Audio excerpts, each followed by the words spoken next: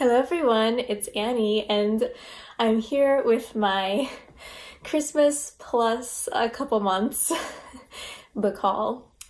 I have, I think, 19 or 20 books here beside me. It is a very tall stack, so let's get started.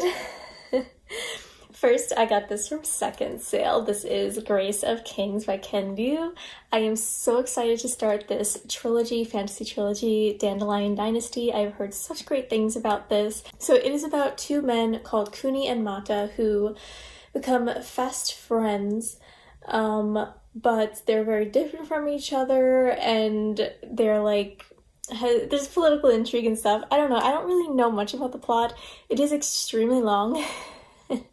But I'm really looking forward to it, and it's one of my 5-star predictions for this year, so I'm very excited.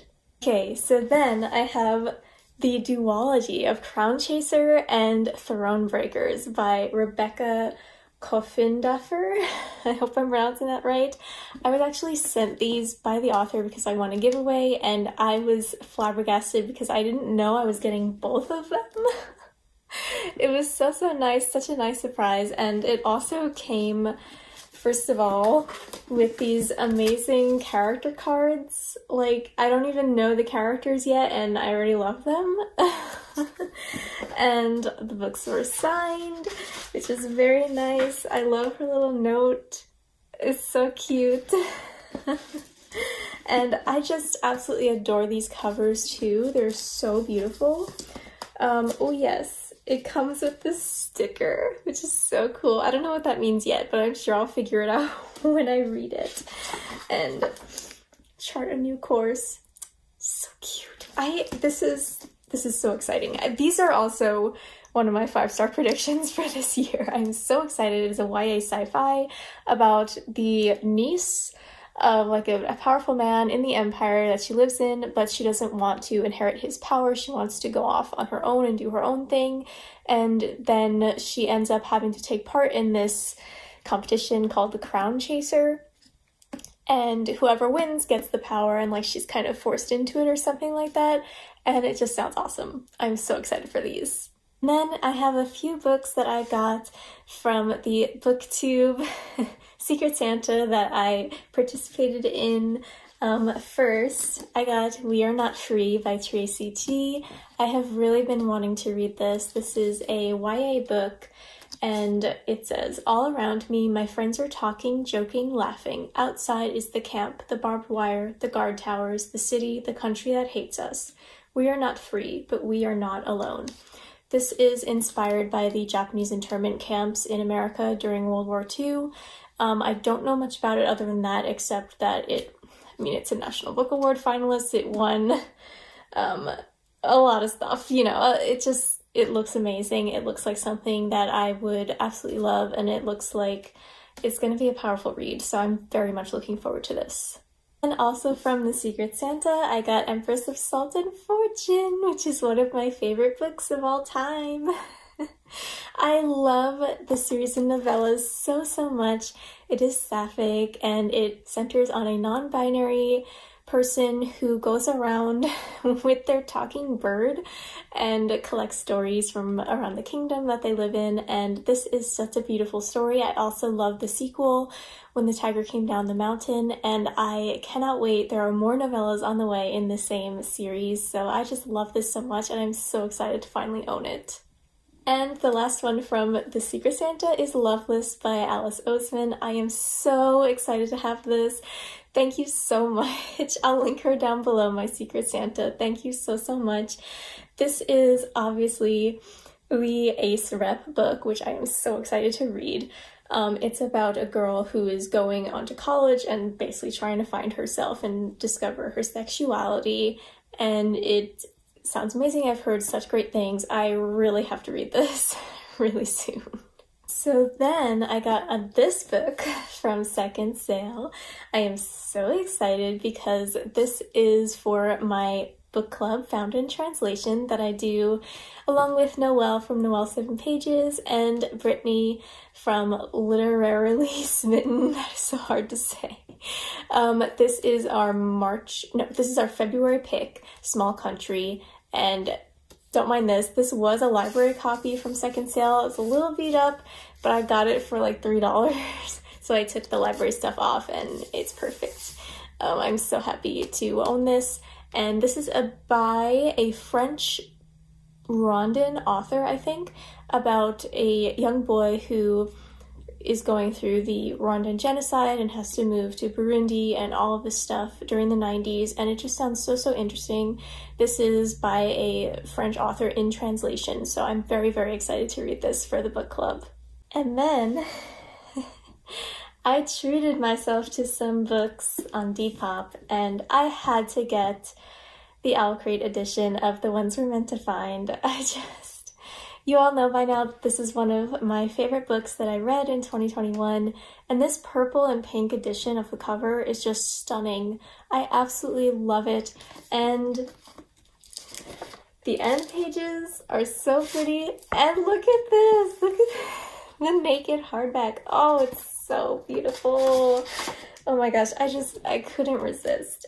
And it's signed. I couldn't resist this. I did already have the regular version, but this is just so beautiful. And I just love this. It's a YA sci-fi, kind of has sci-fi elements about two sisters. One is stranded on a deserted island, and if you haven't read it yet, what are you waiting for? Because it is so good. From the same Depop seller, I got this, Goddess in the Machine. I'm so excited. Look at these gold sprayed edges. Like, what? The special edition Owl Crate cover. I had to do this. Oh, I really want to read this so badly. And of course it's signed as well. I cannot wait to read this. This sounds amazing. It's another YA sci-fi that I discovered from a YA sci-fi panel that was done here on YouTube. I can't remember the name of the booktuber right now, but I'll have her channel linked down below because she does amazing panels like basically every weekend, and with all these authors. She's amazing. You need to follow her. But anyway, I'll have her linked down below. This book is about, I believe it is about a girl who is put into stasis and wakes up like centuries later, and everything has devolved basically, and she becomes the new society's goddess because she has like all this technology that they don't understand. And I have heard that it does really interesting things with language and how the language has changed in the society since time has passed, and I just feel like this is right up my alley. The cover is beautiful. I've heard great things about it, but it's also not super hyped, so I'm wondering, like, why not? But because it sounds awesome. So I do love YA sci-fi, so I'm definitely gonna give this a try. And then one of my good friends gave me her recommendation code for book of the month, so I got my first book for $5, and I chose Pachinko by Minjin Lee because this is my favorite cover of it, and it's just gorgeous. I love this book. I think everyone knows what it is. It's a generational historical fiction saga starting from Korea during the period of Japanese occupation and ending in the present day. And it deals with Koreans who were kind of displaced and got stuck in Japan, and that is a very still relevant issue today, and it's so interesting to me, and I just loved this book so much. It is so powerful, so wonderfully written, and beautiful. And if you are at all interested in historical fiction, please try this because there's no way you won't love it. And then this book I got on a recent trip to a local indie bookstore, Poet Warrior by Joy Harjo. This is by the Poet Laureate of the United States. It's one of her memoirs, her second one though. I have not read her first, but I definitely want to after reading this. It is just beautiful. Her story is at times hard to read, but she's of course a wonderful writer, and this book also includes a lot of her poems, and it just really makes it beautiful. Like, it's just a beautiful experience to read this book, and it's so short for a memoir as well. I just highly recommend this. I read this for Indigithon this past November, and I highly recommend this for anyone who is looking for a good new memoir to read. And second sale had the hardcover of Girls of Paper and Fire, so I bought it. I snatched that up. This is just so gorgeous. Look at this. I didn't know it would be so shiny. I love this book. You all know that by now. It's a sapphic book about these girls who are taken and forced to be concubines for the Demon King in his palace, and two of the concubines fall in love, and it is so good, so powerful, so feminist, and it deals with really, really heavy themes. But this book is one of my favorites that I've read this year, and Lei and Ren's relationship is one of the most beautiful relationships I have ever seen written in a book anywhere. I just love them so much. They're one of my favorite couples ever. So I had to get this. I mean, oh, I'm just so happy it's so pretty. So then from second sale, I also got Everything Leads to You by Nina LaCour. I love Nina LaCour so much. So I had to try this because I knew it was also sapphic. This is a contemporary, so I'm not sure exactly how much it will fit my tastes, but if it's sapphic and Nina LaCour, I'm gonna try it. I mean, come on. So this is an interesting premise. It says, Emmy has been entrusted with her brother's LA apartment for the summer as a graduation gift, but she isn't sure how to fulfill his one condition, that something great take place there while he's gone. She may be a talented young production designer already beginning to thrive in the competitive film industry, but she still feels like an average teen, floundering when it comes to romance. But when Emmy and her friend Charlotte discover a mysterious letter at the estate sale of a Hollywood film legend, Emmy finds herself chasing down the loose ends of a movie icon's hidden life. The search leads her to uncover a decades-old secret and the potential for something truly epic: love. So yeah, we'll see. Why contemporary? Not always my thing, but I'll try it out. Then we have something that is very much my thing, The Trade of Baru Cormorant by Seth Dickinson. This, I actually just started reading this, and oh my god, I love it. I'm about 30% of the way through, and it's already a 5-star read, hands down. Like, oh my god, it's so amazing. It's about a girl named Baru Cormorant whose island home is conquered basically by this all-powerful empire called the Masquerade, and she goes to their school, she takes their civil service exam, and basically infiltrates the empire to take it down from within. So this book is sapphic, and it also has a lot of very interesting commentary about colonialism, and I love it so much. I don't want to give all of my thoughts because it's going to be my next sapphic vlog, but this book is really powerful. It also has some very difficult themes, especially of homophobia, so just take that into account before you read it. And then another sapphic book, The Space Between Worlds. This is a sci-fi about a girl who works for this company where she is sent into parallel universes to do things because she's like the only one that can do it. I'm not really sure. It sounds awesome though, and this cover is like one of those covers that is more beautiful in person.